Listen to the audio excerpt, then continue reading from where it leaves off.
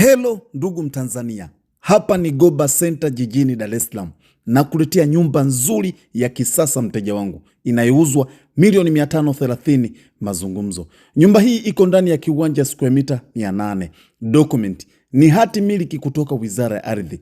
Nyumba imenyoka zaidi ya kiwango cha lami, ina paving block, electrical fence, balcony kubwa, garden safi mteja wangu. Nyumba ni nzuri sana. Ina vyumba 4 vya kulala, vyumba 3 vyote ni self contained. Ina sitting room kubwa, dining kubwa, jiko lenye makabati kama unavyoona kwenye hii video.